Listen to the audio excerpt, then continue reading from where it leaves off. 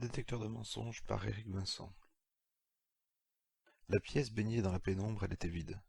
Aucun bruit, pas un souffle d'air, rien. Le temps semblait suspendu. Lentement, il reprenait conscience. Le regard hagard et l'incrédulité se dissipaient lentement. Ludovic avait survécu au coma. Le dernier d'une longue série, espérait-il secrètement. Suivant un vieux réflexe, le jeune homme flatta son menton et ses joues. À la longueur de sa barbe, il estima avoir perdu conscience durant 2 jours. Il s'ébroua comme un canidé et ses rastas volèrent dans tous les sens. Puis, consciencieusement, il frotta ses yeux verts, lissant ses cils. Ses phares dans la nuit, véritable piège à papillons féminins, s'habituèrent à la faible luminosité. L'étau pressant le crâne avait desserré ses mâchoires. Pour la première fois depuis des mois, il ne souffrait plus de son atroce migraine. Il se remit sur pied, sans vaciller. Son équilibre s'avérait parfaitement opérationnel. La gaieté s'insinua dans son cœur, et l'évidence s'imposa à lui, brutale comme un claquement de fouet. Ludovic s'écria. Je suis seul, tout seul. Il entama une danse désordonnée, mélange spontané de trépignements, de bons marsupiaux et de moulinets des bras. Lorsqu'il fut rassasié et hors d'haleine, il se calma et raisonna. Avec méthode, il fit glisser ses doigts dans l'angle formé par chaque cloison. Il procéda avec une minutie identique à l'inspection des jonctions du sol et des murs. Il cherchait une faille, une aspérité, un défaut de construction, même de la taille d'une tête d'épingle. L'éclairage, un système LED fondu dans les panneaux le cernant, distillait une lueur lunaire apaisante, propice à la réflexion. Son étanchéité était garantie, mais il l'inspecta scrupuleusement, frisant la maniaquerie obsessionnelle. Il s'assit enfin par terre, rassuré. Il posa ses coudes sur ses genoux, joignit ses mains en coupole et appuya ses joues sur ce reposoir improvisé.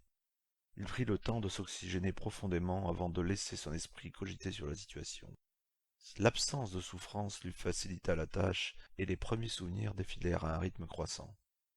Les problèmes de Ludovic avaient débuté insidieusement l'année dernière, au Vieux Rhum, le restaurant où il cuisinait de savoureuses spécialités antillaises. Quand son patron avait promis de partager les fruits du labeur, en lui cédant des parts, il avait douté. Son intuition s'était mue en certitude, et le temps lui avait donné raison. Les clients du bar racontaient n'importe quoi à n'importe qui, affabulant sous l'effet de l'alcool. Leur divagation sonnait faux et finissait par le saouler. 15 jours après l'apparition des premiers symptômes, il se terra derrière ses fourneaux, fuyant les serveurs, ses collègues. Des élancements neurologiques le taraudèrent du matin au soir, jusqu'au malaise. Entouré par une horde de curieux, il encaissa leurs sombres pensées et sombra dans l'inconscience. Le personnel de l'hyper-hôpital de la région Auvergne lui administra des anti-inflammatoires et toute la gamme des antidouleurs jusqu'à la morphine. Son électroencéphalogramme trahissait une activité cérébrale démesurée, pour ne pas dire démente. Impuissants, les médecins l'avaient placé en isolement sous surveillance électronique. Son état s'était miraculeusement amélioré. Il avait été renvoyé dans son foyer avec une semaine d'arrêt maladie et un traitement antidépresseur. En se remémorant les faits, quelques larmes de soulagement perlèrent le long de ses joues couleur café au lait. À plusieurs reprises, il était passé près de la mort par overdose psychique, et les hospitalisations successives avaient aggravé sa maladie. Les médecins passaient leur temps à mentir aux patients, pour leur bien. Ces contre-vérités assénées avec aplomb l'atteignaient en pleine tête. Il s'acharnait à déterminer l'origine de ces mots, et lui priait secrètement pour qu'il se taise. Surtout ce maudit Muller. Ce psychiatre vicelard, coureur de jupons, zoophile et ventripotent, le harcelait en le bombardant de questions. Jusqu'au jour où il lui avait asséné la vérité toute crue, en présence de ses éminents confrères. Il avait été éjecté sans ménagement après que le praticien véreux soit passé près de la crise d'apoplexie. 3 mois après le début de son anomalie, il s'était résigné à quitter son travail, le Puy-de-Dôme, et s'était réfugié dans une caravane miteuse au milieu du Larzac. Dans son havre de paix, son cerveau sans défense pensait les plaies infligées par ses semblables. Il vivait d'expédients, de braconnage, de récupération, limitait les contacts, la pollution humaine. C'était sans compter avec la ténicité de Muller, son manquement grave à la déontologie et ses entorses au secret des médicales. Cet abruti de première avait déballé son histoire au journal de la presse à scandale. Quelques clampins l'avaient traqué jusqu'au fond de sa campagne perdue, pour le presser de répondre à leurs interrogations. Acculés, ils s'étaient défendus en leur retournant leur vomissure mentale. Un geste malheureux. Vexés, écœurés par ce lâcher de vérité imparable, les scribouillards avaient versé leur fiel noir sur blanc, à grand tirage papier ou sur écran. Pas de fumée sans feu, avait estimé un obscur secrétaire d'un ministère au nom pompeux. Une discrète mais rapide enquête des services secrets avait cerné le problème et généré un maigre mais intéressant dossier. Le capitaine Grenier des renseignements généraux avait pris contact avec Ludovic et lui proposait d'utiliser son don dans des conditions de sécurité maximale. L'Antillais avait décliné l'offre. Des badauds l'ayant approché, il s'était déplacé, mais rien n'y faisait. Sa douleur s'intensifiait, sa santé se dégradait. Désormais, même à plus de 50 kilomètres de distance, il recevait des flots d'ondes cérébrales négatives. Il ne dormait plus, il ne s'alimentait plus, il flirtait avec l'envie de mourir. De fuite en fuite, il avait atterri en Afrique, sur la terre de ses ancêtres après un voyage épique, dans une navette automatique affrétée spécialement pour lui. L'engin l'avait déposé au milieu du Sahara, à plusieurs centaines de kilomètres de la première source de souffrance. Équipé pour survivre une année sans ravitaillement, il était convaincu d'avoir remporté la partie. Il avait failli y croire jusqu'à ce que des bédouins plantent leur tente près de Djar el-Jafar, une oasis distante de 800 kilomètres. Il pouvait les sentir, les situer avec une précision diabolique. Il lui fallait une protection, un moyen de bloquer ce mal. Il avait appelé à l'aide, exposé ses supplications, promis de donner ses moindres possessions contre un remède. Les autorités locales avaient transmis ses doléances au gouvernement français, lequel avait relayé auprès de la communauté scientifique. L'impuissance retournée comme une gifle l'avait scié à la base. Il creva à petit feu, résigné, jusqu'à ce que l'inconcevable bénédiction lui parvienne par la voie des ondes. Les États-Unis lançaient la première exploration spatiale d'un trou noir. Il leur fallait un volontaire capable d'endurer la solitude d'un voyage de 3 années pour l'aller. Le retour était plus improbable, à plus de 99%. C'était une chance unique, et il était le plus qualifié pour servir de cobaye et supporter la solitude. Il ferait n'importe quoi pour stopper les effusions dans son crâne. Il avait transmis sa candidature par email et elle avait été acceptée. Un haut responsable de l'agence spatiale européenne lui avait exposé, par vidéo interposée, ses conditions de vie à bord du vaisseau spatial. Il vivrait dans une pièce étanche, aux parois vivantes, capable de recycler son air vicié et de lui fournir de l'oxygène. Ces technologies vivantes plongeraient son corps dans une léthargie alimentaire totale. Pendant 36 mois, la pièce l'irradierait de nutriments énergétiques et de vapeur d'eau. Ses organes vitaux tourneraient au ralenti, il ne transpirerait plus, il n'éliminerait plus. Il était sidéré, terrifié, mais intrigué et pressé d'en finir.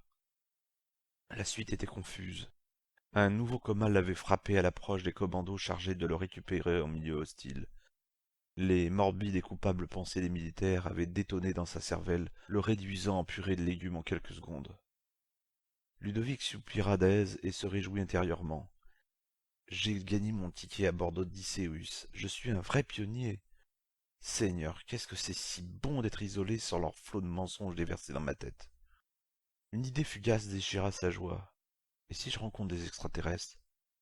Si ce sont des êtres malfaisants? Non, non, non, non.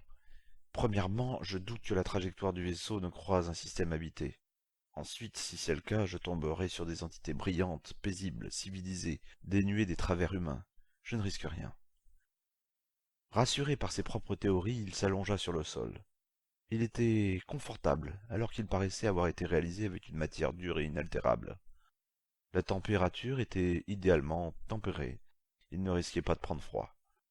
L'homme baignait dans le plus pur des silences, si apaisant. Un silence d'or parfait, trop parfait. Un truc clochait, sans qu'il ne parvienne à déterminer quoi. Il se remit sur ses pieds et s'approcha de la limite de son cube de vie. Il apposa une oreille contre la matière le séparant de l'Odysseus. Pas un bruit ne filtrait, pas une once de vibration. Intrigué, il lança à voix haute.